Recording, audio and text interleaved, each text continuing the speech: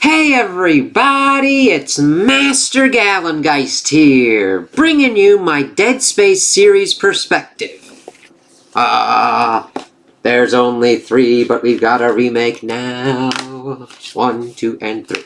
And this was always a weird series for me. I liked it as a horror kind of series. It came out in October of 2008. I'm like, what the hell is this kind of thing? And decided to be like, I'll ask for it for Christmas and kind of see what's going on with this. And getting through it, I'm like, holy shit, this was actually something that really got me invested into survival horror and everything. And having it with the sci-fi motif and what it was able to do with setting it on the ship, the Ishimura, and going through and trying to figure out what's fucking going on here.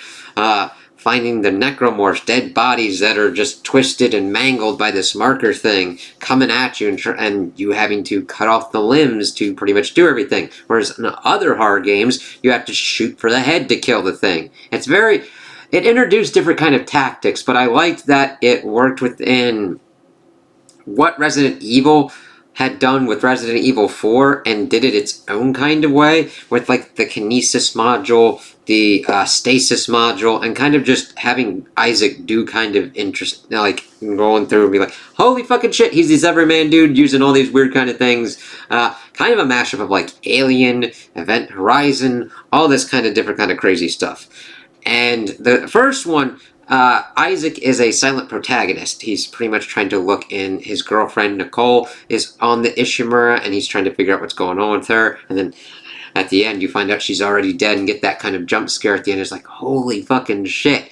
So it had this really kind of crazy stuff of like, this is creepy, this is freaking me out. It had a lot of psychological shit that was just kind of nutty because people are like killing other people, killing themselves, harming themselves. There's a lot of crazy kind of shit that if you're not ready to deal with it, you're like, this really wouldn't be the gamer series for you. And it does that well enough in the first one. And then of course I've just recently finished this, and this was a great remake because it stuck to it faithfully.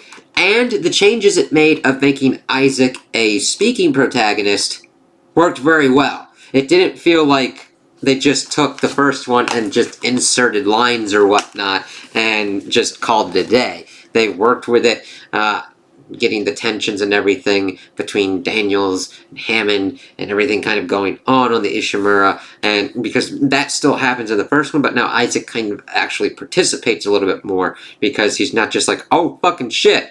Because the biggest kind of departure when you're going through this series in kind of chronological order instead of going with the recent remake is that Isaac starts speaking in the second one, because shit's going even kind of nuttier because of what has happened in the first one. And they just really did a good job and had a nice kind of enemy variety. Going through it I was just like, yep, this is good. I had no kind of problems with it, except for like certain kind of dragging sections of trying to like aim and shoot and do kind of things. And I could see how people would have issues with like the 0G and trying to like orient themselves within certain kind of spaces about what was kind of going on. But it was just like playing the original. And I'm just like, wow, this is kind of what I wanted with the RE4 remake. And I just didn't get it with that. This one, I would definitely recommend of like, okay, you don't want to try and find this on like its original platforms, or you don't want to try and play it on PC, fine, you can just do this one and it looks better. It's got Isaac with lines and everything, and it just works.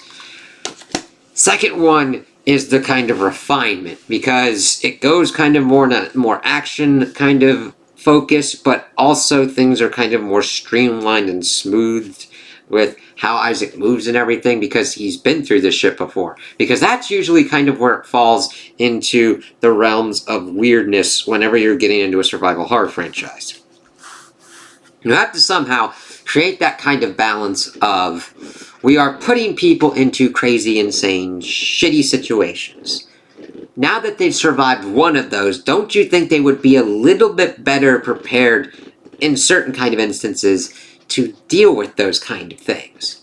Yes. No. It depends. Your body might have the skills, but if you're not linked up with your brain enough to actually execute on it, you can't. And then, of course, there's post-traumatic stress disorder, which really factors heavily within the second one, because Isaac was definitely changed by his encounters with the marker on Aegis 7 with the Ishimura, because we find out throughout all this that in this universe, it's like 2,500.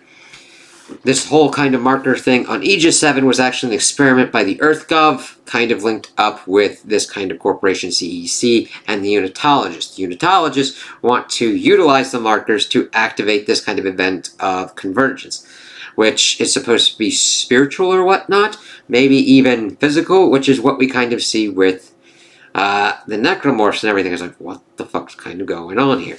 Also, a great kind of thing with the remake is it tries to blend more stuff in with regards to what is done in the second and third one. Specifically when you hear stuff about like Brethren of Moons and everything like that. Though, granted, we'll get to that with the third one, and that does produce some problems, because the third one definitely goes nutty, because this is EA. Like, I am surprised that EA was able to have a game like this come out. Similar to like the Star Wars Jedi Fallen Order kind of stuff going on.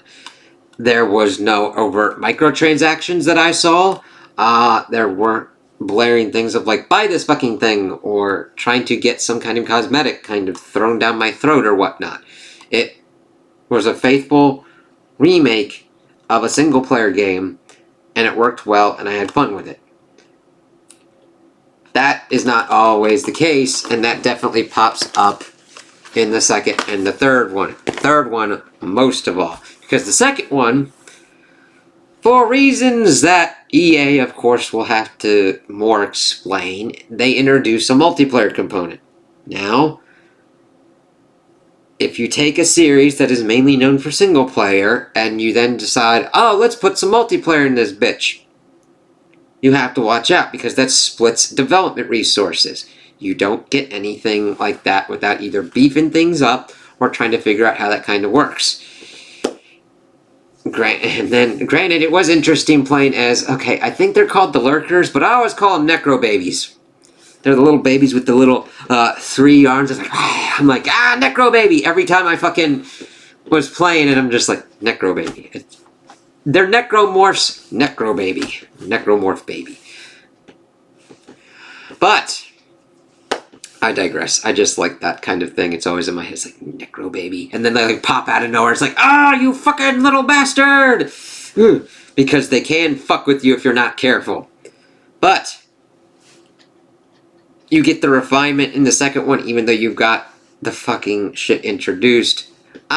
Let's also get down to systems, because we've also got the systems of upgrading. You get your power nodes, you upgrade your suits, you get better health and everything, because when I'm talking about the Necro Babies, I think about poisoning your health and everything like that. And there's really cool armors and everything. Now, granted, there were some downloadable DLCs in the original one. Like, there was a specific skin for the Xbox and everything like that, but for the most part, you would be able to get the certain kind of awesome suits in the game, like this one. Oh my god, I don't know if you can see this. My lights are fucking with it, but like his suit, like you get the advanced suit towards the end, like you have to play through it again, but the suit was so fucking cool looking that I was like, yeah.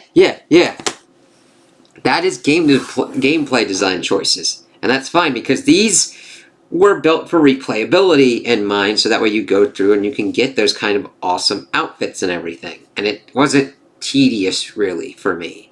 I'm like, oh, I really like this world, I like how this stuff plays, and then, of course, on your replay, which I have another thing that I want to talk about, replayability with certain kind of games and everything, but it's built into a core kind of thing, because you can't upgrade everything all in one shot, which I don't like. I think that if you are able to resource plan and understand, you should be able to upgrade everything that you want to upgrade, everything at once on one playthrough. And then you get your second playthrough and you're like, motherfucker, I'm the baddest motherfucker in the West. Rah! And then you go and you like beat wholesale ass at discount prices. But that one was really a good one, going through the sprawl, understanding Isaac's whole kind of frame of mind, understanding how he's fucked up by the marker, and how he gets all these kind of weapons, and how he's able to move more fluidly and do all these kind of stuff, but still deal with kind of crazy ass shit, because we get people are more interested in the marker. EarthGov's more interested in it because they want energy, because of resources and everything. Makes sense. Unitologists want it to do the convergence thing. All right, we'll get to that in the third one, but they're trying to do another convergence, and Isaac was the one that created the marker on the Sprawl, this Titan kind of bound space station, and they were utilizing his mind to kind of do this kind of shit, and he's kind of guided by the kind of ghost of Nicole, which is the marker. There's one crazy fucking sequence where you have to insert this fucking thing into Isaac's eye, and oh my god, even when it works, it's fucking creepy and disgusting, but when it does it and you fucking stab out your eyeball and die, that is just like, oh my god. And the death kind of ones, sometimes you would just try and fail just to see what weird fucking death thing you would get next, and it's just like, what the fuck? But I like the second one because it felt like a refinement. It worked very well within that, even with the implementation of the multiplayer. And see, it would go along this system of you would get ammo for whatever weapons you had in your inventory. So that meant that you tactically had to figure out which ones you wanted to work with. Granted, this works more along the lines on a nice playthrough if you're like, I like the plasma cutter, and you just utilize that, you upgrade that fully, and you're going through with that, and you're working pretty well. Granted, there are some other kind of weapons that you want to get into as well, but you see Isaac kind of going through, trying to figure out what's going on with certain kind of people. Let's see here. Where am I at here? Because we've got Ellie, who pops up and is kind of like his new kind of love interest, as he's not completely loved, like love interest in it, so it's not completely like nutty, but he kind of substitutes her into Nicole, even to the point of like sending her away to make sure that she lives. Let's see here. And evidently there was DLC that I didn't play. And the marker needed to complete the convergence by merging with its creator. But they were able to screw that stuff up. Ellie was able to come in, and we see that EarthGov agents are talking about other kind of marker sites. It's like, ah shit. Because the one on Aegis 7 was a recreation of the black marker that was found on Earth. And it's like, what the fuck is going on with this shit? And we don't really get adequate explanations. One of these things that I usually come up with my mom is that we're discussing certain kind of things, and one of the main series that we kind of bring this kind of thing up with is that it's this kind of funny call and response thing. Like, it's the Underworld series. She's asking all these different kind of questions because we like to dive deep into kind of lore and everything. And my response is like, the lore doesn't go that deep, Mom. And that's kind of the problem that kind of pops up with this. The lore doesn't go that deep on what's kind of going on completely because of what happens at the end of Dead Space 3, because they pretty much tanked the studio after that point because fucking stupid shit. So we've gone through all this stuff. We've gotten into a kind of evolution. It doesn't go complete action hee-haw mode where fucking Isaac is like thunder punching boulders like Chris Redfield in 5, or like going, oh, I'm moving this like a fucking space station with his own kind of just muscle power. He doesn't fucking jack up to like, I'm over 9,000, brother, shit, kind of Macho Man Randy Savage. I wasn't expecting to go Randy Savage today, but here we are. So, the great thing about the action is that it's balanced in the second one. That doesn't become the case in the third one. So, we've gone through, we've seen Isaac going through all this kind of stuff. Where are we going in the third one?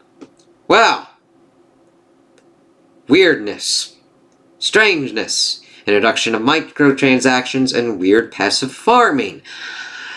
Split player co-op. And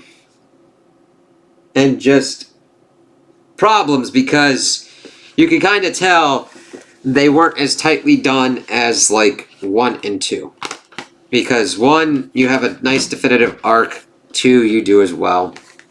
3,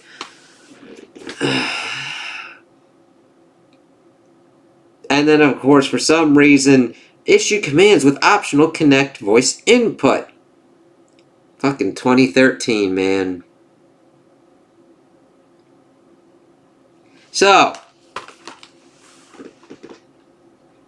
the thing with survival horror is you have to be very careful when instituting co-op, because that can take down what goes on with the kind of like horror elements and jump scare and everything because you're someone else. However, I don't think the co-op is completely bad in this. It's more along the microtransactions and everything of like trying to make sure how you can get certain kind of things to get resources and weapons and upgrades and everything, because it changed it up where you just would hunt for shit and sometimes replay the game to get everything upgraded and that you wanted to do. If you wanted to do it for achievements and everything, fine. If you didn't want to, fuck, you were alright. You know what I mean? You could definitely get by on certain kind of things if you knew what the fuck you were doing. But here, EA decided to EA itself, and that led to problems with the story and everything. Alright? Because this is the messy motherfucker. And the thing is, I don't think it was enough to actually kill the shit. I've seen games do far worse that are still fucking trolling along on their kind of franchises versus what kind of goes on here. But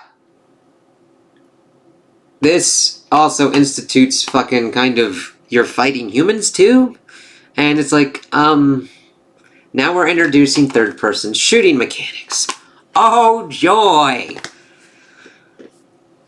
As I've learned from doing these perspectives, you have to understand and learn how to do your lane and what your companies and your game developers are good at. Do not task a game company that has not made third-person shooters fighting against human enemies if they haven't done that before. And this is stretching that. It's like, alright, the thing is we're fighting against monsters with basic kind of tools. And then we blast this up with Isaac and John Carver? Yeah, I think it's John Carver.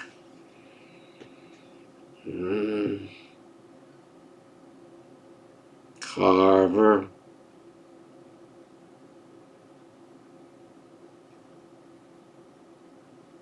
Yes.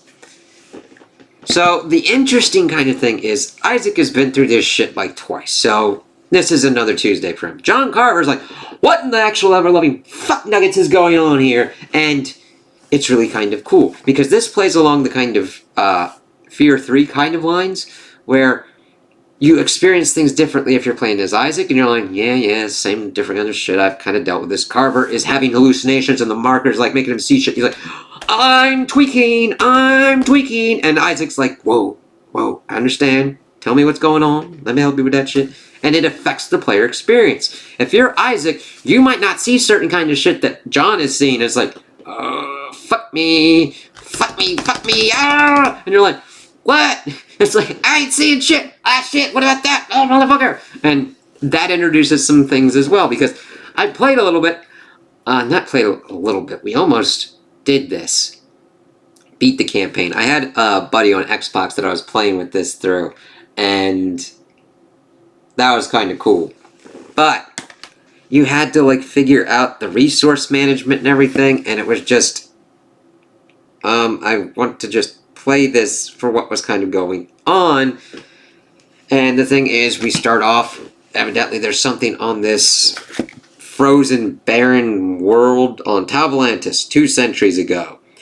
There's some kind of codex thing, and the thing is, Isaac is on like this thing on Earth, and he's like, I ain't doing this shit. Now he's like, come on, we gotta deal with this fucking shit. And then of course, marker shit starts going off, and we see fucking necromorphs on Earth's moon, and it's like, fuck. So, we trundle up, and we see what's kind of going on. And, let's see here.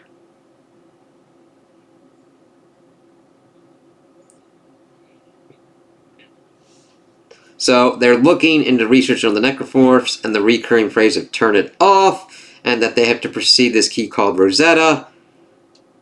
And of course, the Unitologists are like, we want convergence. We want convergence. Fuck you, you culty bastards!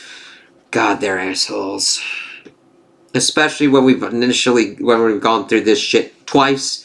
Technically 3 times because this shit happened on Aegis 7 and they fucking buried it. And then this corporation's like, we gonna make some money, bitch! What the fuck is this thing? Everybody's dying! Ah, shit.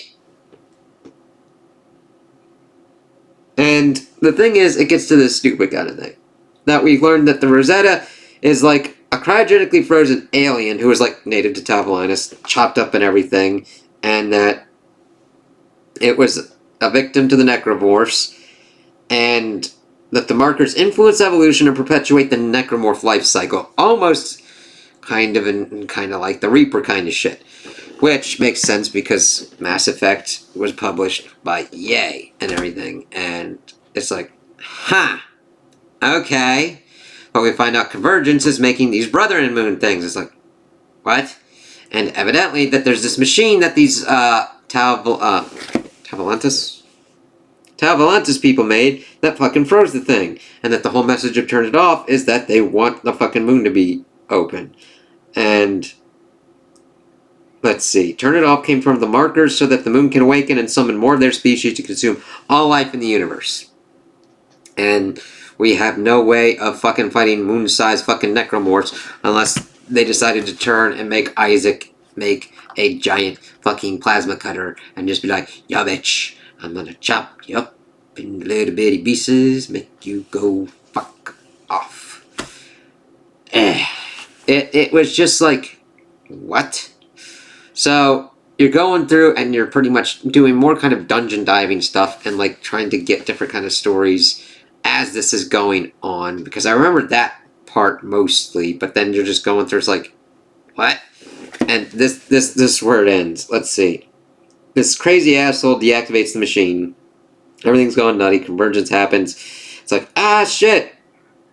So they send Ellie away. Isaac and Carver reach the machine and reactivate it, which kills the moon and apparently them. Ellie goes to Earth, but in the Awakened DLC, I believe, the still living Isaac and Carver, they try to escape, facing more necromorphs and hallucinations. Isaac learns that other moons were awoken and are searching for Earth. So they use a shuttle to reach the Terra Nova. They get to Earth and they confront a cult of the Circle survivors.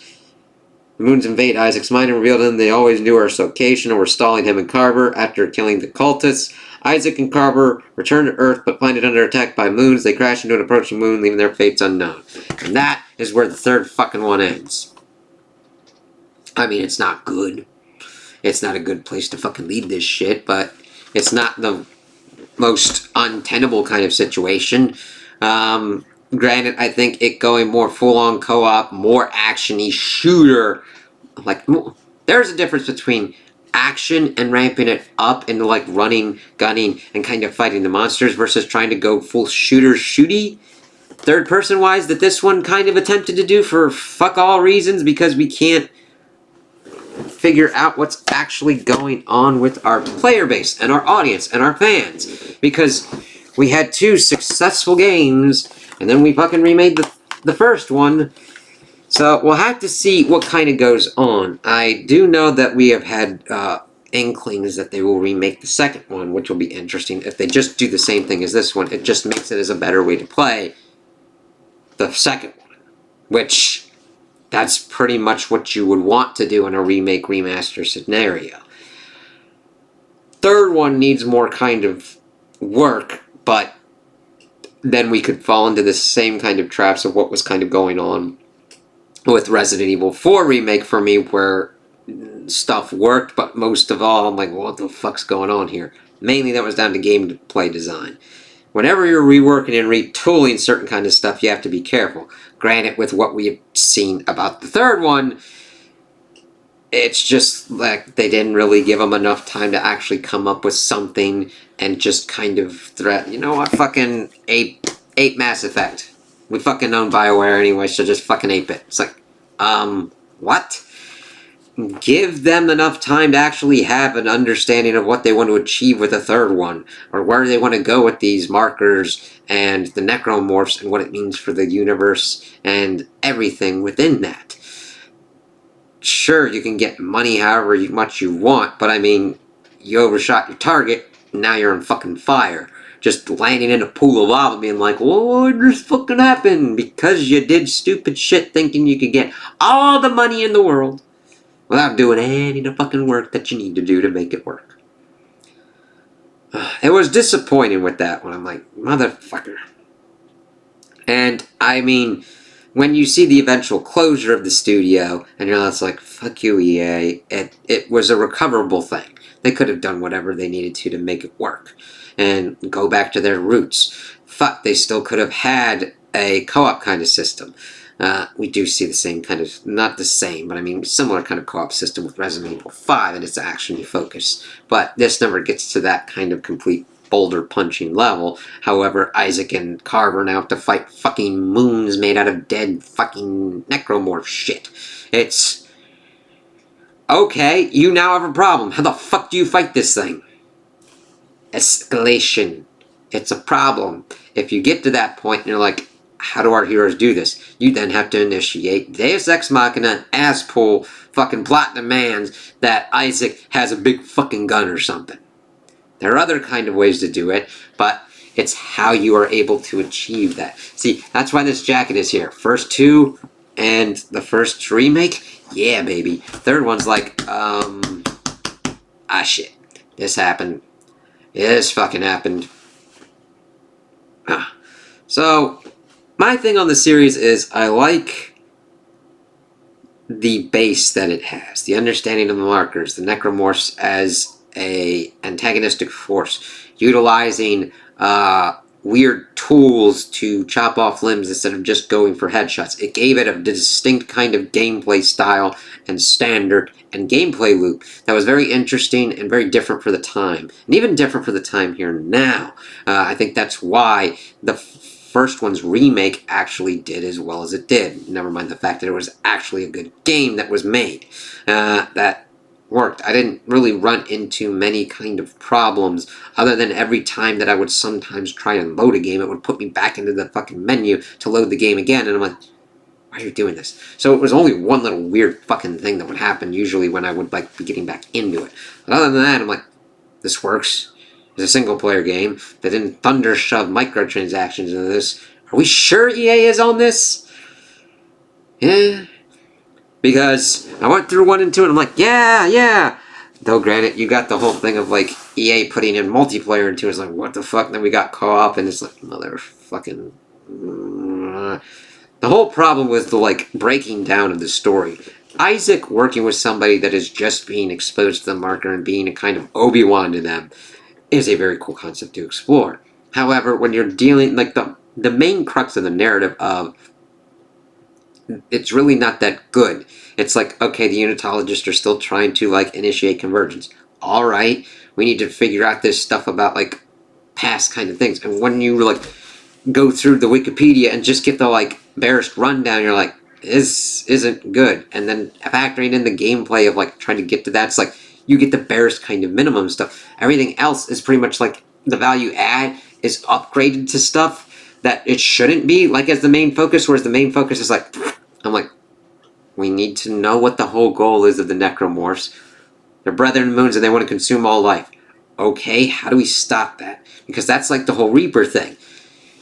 That's a good base, but then you have to figure out how to stop it. Now granted, I will talk about the Mass Effect series as well in that series perspective, but it's really interesting that we get them around the same kind of time frames, and we see them using the same kind of whole thing. Though granted, we never even get to a point where they attempt to figure out how to fight these things or what to do with them, because we have not really... the markers with them being able to broadcast their things, we have not seen anything really effective in stopping their influence or even trying to recover from their influence.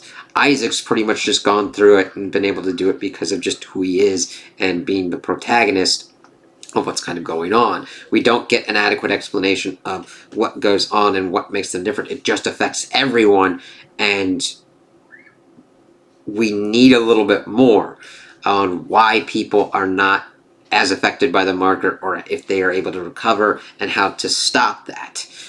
Because at this point, it's just like this overarching kind of like, it's going to affect you, motherfucker, but we'll see what kind of a level it will.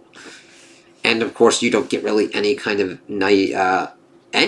closure on the third one. Now, granted, not all stories need a clean-cut ending, but when it's like, we're stopping right here, and it's like, alright, this motherfucker came out in 2013. Holy Jesus. It's almost been fucking 11 years. In February, motherfucker. How that for timing up and everything. But that's more down to EA's handling of this.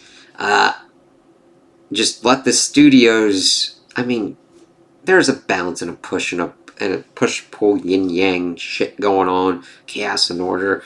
Of let the studios kind of have the time to make this work out well. Because let's see. That came out in 2013. Dead Space 2 came out in 2011. No wonder. Like,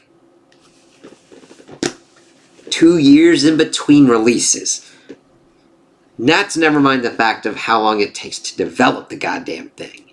That's not a lot at all. Then you put in the fact that Dead Space 1 came out in 2008.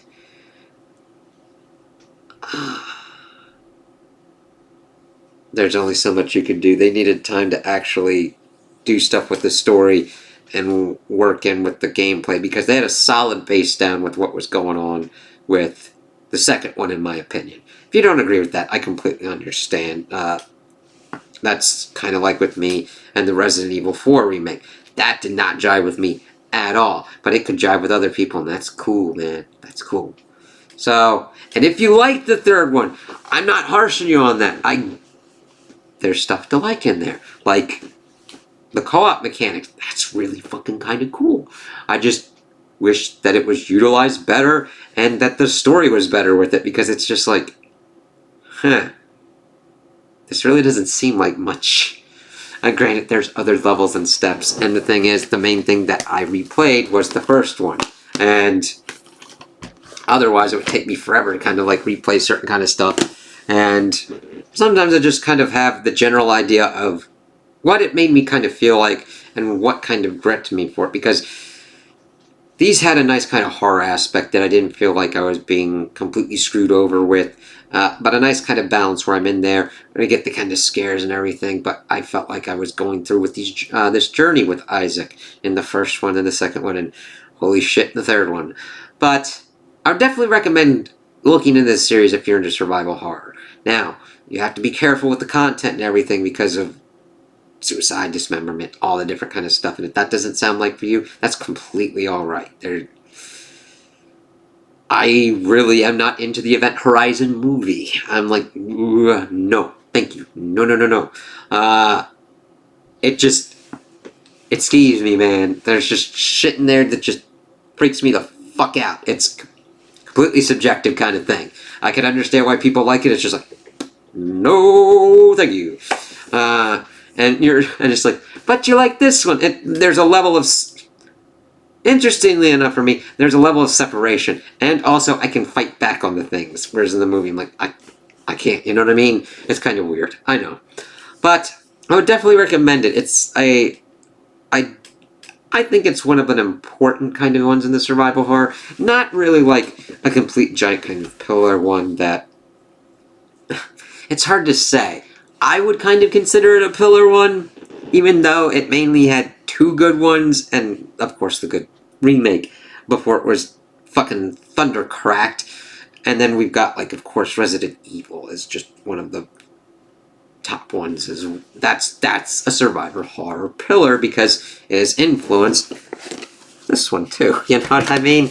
Like, it's had such a giant influence on things.